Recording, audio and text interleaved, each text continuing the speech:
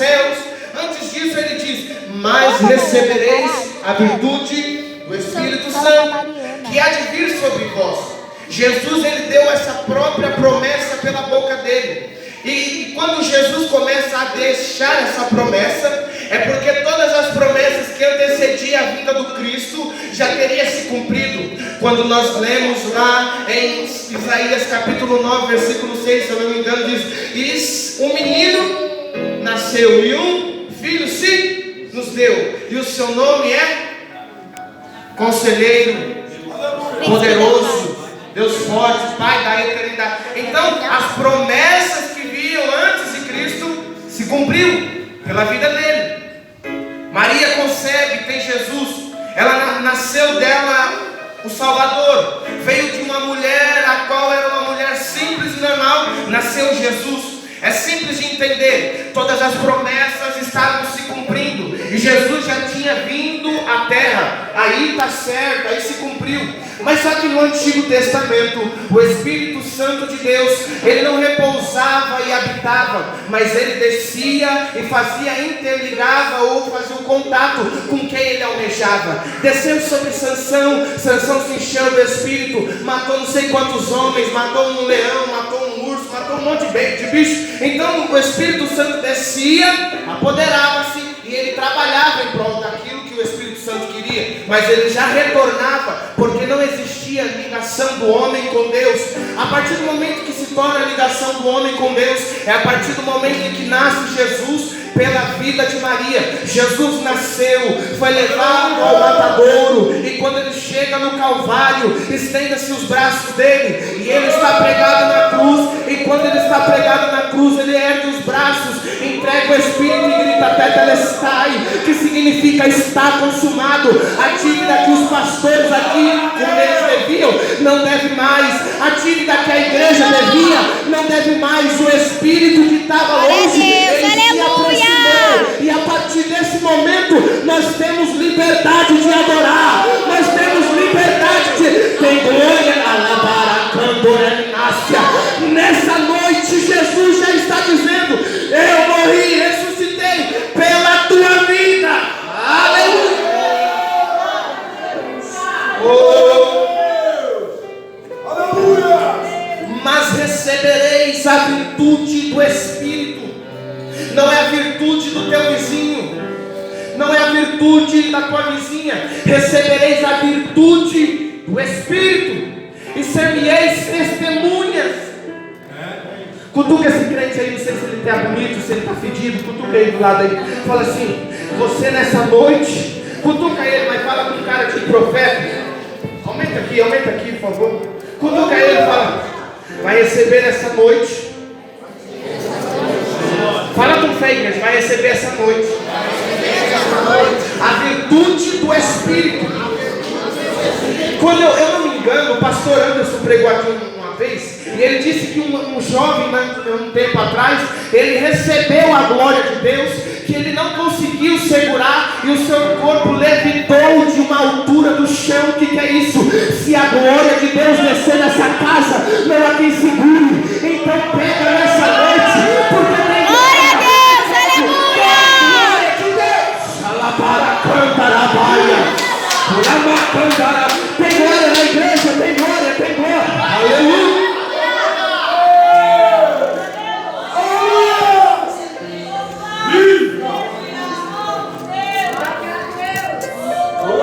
Mas recebereis a virtude do Espírito.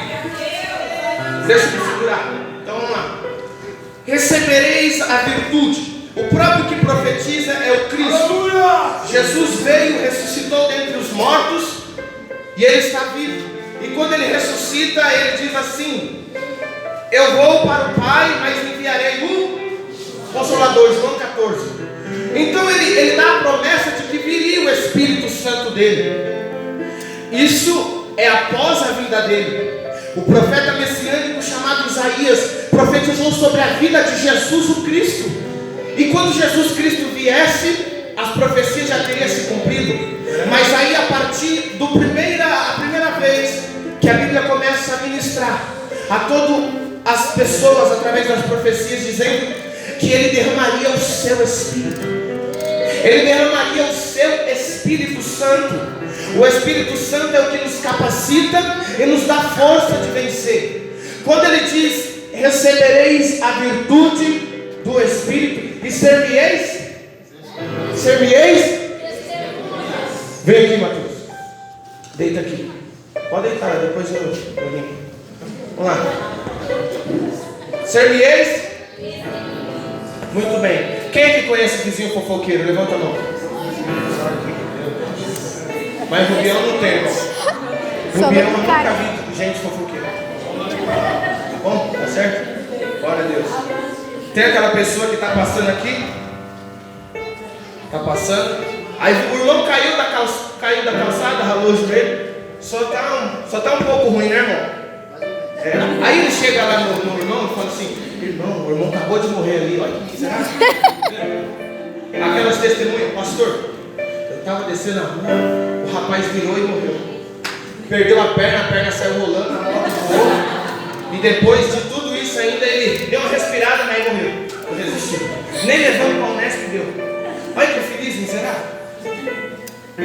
A testemunha não vai dizer que você morreu. Você morreu, né? Você aconteceu o quê? Só se machucou, não levanta. Glória a Deus.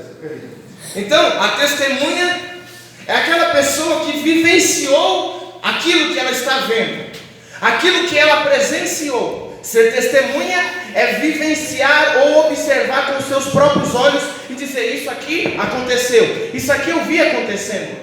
Não é aquela historinha de chocarrice, aquelas historinhas, como é que o povo faz de cara cheia, né? Sobe nos púlpitos, irmão, glória a Deus, eu ouvi falar. É um tal de ouvir falar. Irmão, para com isso aí. Você tem que viver para falar. Glória a Deus. Ou é ou não é, irmão. Ou é, ou o infeliz que estava aqui morreu, ou ele está vivo. Ele não morreu, ele só está machucado. Mas não, tem gente que prefere passar aqui. Nossa, o irmão perdeu a perna foi parar lá não sei na onde, o irmão ficou sem nada, a moto voou, o carro desapareceu. Nossa, mas tem umas pessoas que contam as histórias aí, pelo amor de Deus. Teve uma vez que o irmão, vou nem falar, às vezes está gravando aí o irmão pegou e falou assim: pastor, eu vi seu filho rasgando meus documentos e jogando no lixo. Olha que feliz, miserável. Falando que eu rasguei os documentos dela. Mas não, onde que eu vou rasgar seus documentos, você vai ficar olhando. E eu com 11 anos já estava na orelha do menino. Vai, para. Joga isso aí não. É meus documentos, rapaz. Não, onde que uma irmã vai ver uma criança rasgando os documentos e vai ficar olhando. Ah, se é eu, já dou uma na orelha da criança e falo: toma jeito, menino. Vai jogar isso no lixo, nada. Meus documentos. Criou uma circunstância para tentar beneficiar ela. Tem gente que prepara uma história, cria um pensamento, um conto de fada, para tentar formar alguma coisa. Mas só que Jesus, ele é bem claro, ele diz: mas recebereis a virtude do Espírito Santo e sereis testemunha. O que é ser testemunha? Os apóstolos que estavam todos reunidos, eles presenciaram o que? Eles estavam reunidos e de repente veio do céu um som, como de um vento veemente impetuoso, e encheu toda a casa, e todos foram cheios do Espírito Santo.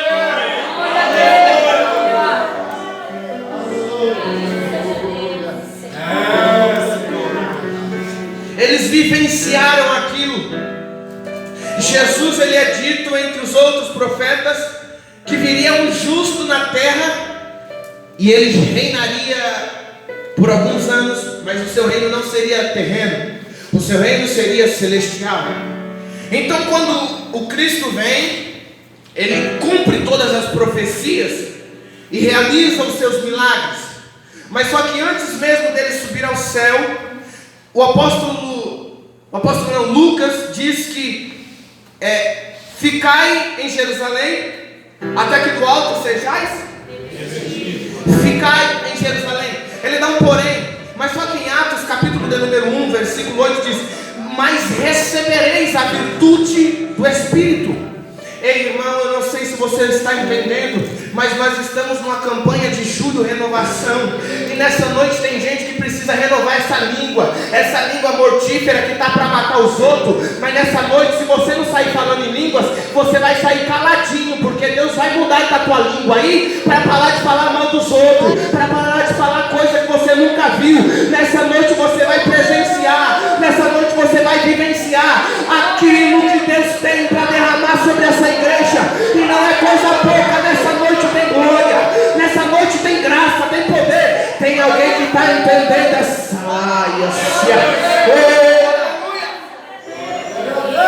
Então recebereis a virtude do Espírito. Ele nos dá a dizer que nós receberemos a virtude do Espírito Santo. Então o Espírito Santo, ele desceu. E quando eles chegaram diante do o Espírito Santo chegou diante deles e encheu toda a casa, todos foram cheios. Quando eles vão em frente a alguém que está enfermo, eles curam. Mas pelo poder que há no Espírito Santo, o Espírito Santo deu a virtude, curaram, libertaram, transformaram, restauraram vidas pela virtude do Espírito. O apóstolo Lucas, quando escreve Atos, ele faz esse tratado a Teófilo. Lucas, quando escreve Atos dos Apóstolos, ele escreve dizendo a alguém que não conhecia ou que não vivenciou os acontecimentos que Cristo marcou na terra. Então Lucas escreve sobre a vida de Paulo a Teófilo. Teófilo, ele não conhecia, ele era distante dos conhecimentos que havia acontecido através da vida de Jesus. Então Lucas escreveu a ele dizendo no versículo 1: fiz o primeiro tratado a Teófilo acerca de tudo que Jesus começou, não só a fazer, mas também a ensinar. Nós temos que aprender a ensinar e a fazer. O pastor Eliseu Rodrigues diz em uma das suas pregações que tem gente que faz, mas não ensina. Tem gente que ensina, mas não faz. Tem gente que não faz, mas ensina. Tem gente que não ensina, mas faz. Nós temos que aprender igual Jesus. Ele fazia e ensinava. Jesus fazia porque ele era aquela própria conjectura daquele momento, daquele negócio. E quando ele ensinava, ele vivia o que ele pregava. Então Jesus fazia e ensinava pelo poder que há no Espírito Santo. Então quando Jesus ele vai ser levado ao céu, ele recebe e passa ao povo, dizendo: mas recebereis a virtude do Espírito Santo, que há de vir sobre vós, e ser-me-eis testemunha, tanto em Jerusalém, como em toda a e Samaria e até os. Quando nós vemos no Antigo Testamento, o Espírito Santo não repousa sobre a igreja. O Espírito Santo não repousa sobre todo o povo. Ele repousa sobre pessoas denominadas. Então logo, ele não habita mais em templo feito por mãos de homens. Agora ele habita nos nossos corações. Então quando o Espírito Santo desce, chega e os profetas, os sacerdotes têm contato com o Espírito Santo, é para benefício do que Deus quer fazer com a terra. Então quando ele começa a usar os profetas, todos os profetas começam a profetizar. Quando Isaías começa a profetizar, quando Ezequiel começa a profetizar, quando Ageu começa a profetizar, quando Joel começa a profetizar, todos esses homens começaram a profetizar pelo poder do Espírito Santo. Mas só que é simples de entender. Todos eles profetizaram porque o Espírito Santo estava. Quando Isaías começa a profetizar, dizia que aquele que viria seria o Espírito Santo, e ele desceria a terra, e quando ele chegasse na terra que fosse infrutífera, Isaías falando, a terra que fosse infrutífera, ela começaria a dar fruto, porque o Espírito Santo trazia a prosperidade. E quando ele vai dizer também, quando ele diz: porque derramarei sobre todas as pessoas, derramarei sobre a carne, derramarei sobre todos, a água sobre os sedentos, rios sobre toda a terra seca, eu derramarei do meu Espírito Santo. Quando nós vemos Ezequiel dizendo que no lugar de um coração de carne, ele colocaria um coração, no lugar de um coração de pedra, ele colocaria um coração de carne através do Espírito Santo. Então todas as promessas estavam sendo moldadas até o momento que o próprio Cristo profetizaria. E quando Cristo profetiza em Atos 1, capítulo de número 1, versículo 8, diz: mas recebereis a virtude do Espírito, e ser-me-eis testemunhas. Eu vou falar nessa noite. O Espírito Santo, ele desceu. Até então eles conheciam só os feitos de Jesus, eles conheciam só as obras do Cristo, mas só que Jesus foi levado ao céu. E quando Cristo é levado ao céu, todos eles percebem que não tem como sem algo que viesse da mesma patente que Cristo. Desce então o Espírito Santo. Então todos começam a sentir o Espírito Santo. Quando nós lemos em Atos capítulo 1, versículo 8: mas recebereis a virtude. Então Cristo nos relata que viria o Espírito. E quando o Espírito Santo viesse, ele capacitaria e todos que estivessem em volta, eles tornariam testemunhas. Na verdade, a testemunha que Cristo quer dizer através do Espírito é dizer que eles vivenciariam algo e poderia contar. Tem muito crente que é totalmente fora do contexto. Tem crente que inventa uma história, ou tem crente que não testemunha aquilo. Se você cutucar um irmão que está do teu lado, ou sei, perguntar a ele quantos milagres ele já presenciou, alguns nunca viram nem sequer a mão de Deus trabalhar em prol deles. Se você perguntar para alguém que está do teu lado, vem para a igreja, está em todos os cultos, mas nunca presenciou nada. Se você cutucar alguém que está do teu lado e perguntar a ele, às vezes nós estamos nos reunindo, nós estamos louvando, pregando e acabando esses cultos, estamos indo embora, mas até o dia de hoje nós não presenciamos e não temos nada firme, compactuado com o poder que desceu através do Espírito Santo.